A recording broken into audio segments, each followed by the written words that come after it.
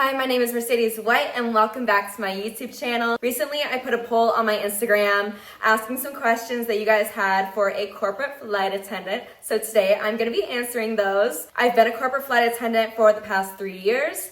So a lot of these questions, it really depends on the operation, but I'm going to do my best from my experience and just kind of what I've learned from the industry to answer these the best way I can. So bear with me here. First question we have that has been asked a few times is how far in advance do you know your schedule? This changes, and I'm gonna say this a lot throughout this video. It really depends on the operation. So for my experience, I worked a lot with owners, which I will also refer to as Part 91, which means that the person owns the aircraft or the family owns the aircraft, which makes it Part 91. Part 135 is charter. In that case, my schedule really just revolves around the family or the owner's schedule. So it could be their shows or their business meetings, etc. My life kind of revolves around that. However, there are other operations where people will work like 15 days on, 15 days off, and then they just know that they're gonna work those 15 days on and not those 15 days off. But for a bit shorter answer, I have had notice up to about 2 months, down to about 2 hours. So a bit of a range there. Question number 2. What is your longest flight time without a stop to refuel? My longest flight time in my 3-year flight attendant career is 17 hours, which is a very long time. I flew from Miami to Jeddah, Saudi Arabia. I was able to sleep, so it wasn't that bad. And honestly, it was really fun. This was in the beginning of my career, so I kind of had that honeymoon phase, I guess, with the industry still. So I was just so excited. I remember I did sleep, obviously. I mean, it was 17 hours, but I just remember being so excited. I had never been to Saudi Arabia, so just so excited to see that part of the world.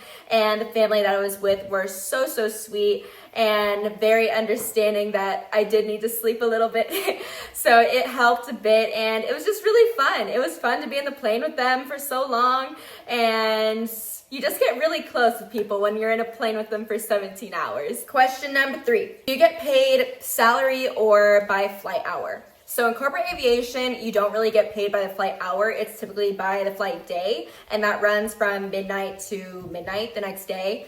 That's just kind of how the rates typically work. So that's much more standard in contract and charter. When you're full-time, you are on a full-time salary. How does the coordination with catering work? Flight attendants, corporate flight attendants, are typically in charge of getting all of the catering. The passengers could make requests. They could make a request for a specific restaurant like Nobu or something like that. They can also just say, hey, I want cheeseburgers on the next flight. What kind of food is typically stocked on a private jet? From what I've seen, it's typically all the snacks that you would find in Whole Foods. Literally, all of the snacks, like the fancy jerky, what is it? It's dates filled with peanut butter. I see those all the time. Then there's also just typical chips. We're going to a little bit of an easier question.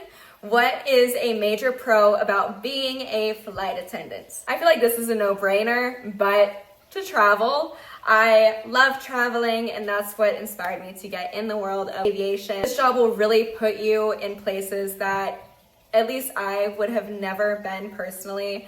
And also, I am only 23, so I do not take that for granted. And I'm very fortunate to have gone to Dubai, to Saudi Arabia, to all over Mexico, all over Spain, and not just go there, but also be able to be immersed in the culture and meet some cool people there and have some amazing food and just make some amazing memories, whether it's with my crew or people I meet along the way, or just people that I bring with me on a trip sometimes. So yes, the major pro about being a flight attendant is traveling. Last question I'm gonna answer is, what exactly do you need to be a corporate flight attendant? Number one thing that you need to do if you wanna become a corporate flight attendant is go to your training. So you're not even apply or do anything until you are trained. You do the initial training and then also recurrent training every year, which typically covers all of the certificates and everything needed. It lasts about a week, and they go through emergency evacuations, how to handle basically every emergency situation possible, and also kind of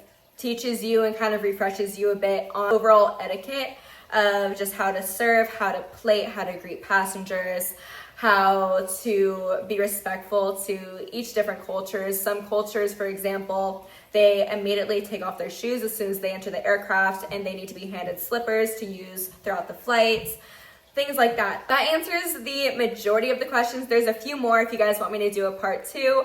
Please be sure to comment below and I will work on that. And also please be sure to comment below if there's any other questions that you guys have for me, or if there's any questions about some of my answers, because I know it can be a little bit confusing, especially if you're not super familiar with the world of corporate aviation. But that is all I had for today. So thank you so much for watching. Be sure to like and subscribe, and you guys can expect a video from me every Sunday at noon. So I will see you guys next week.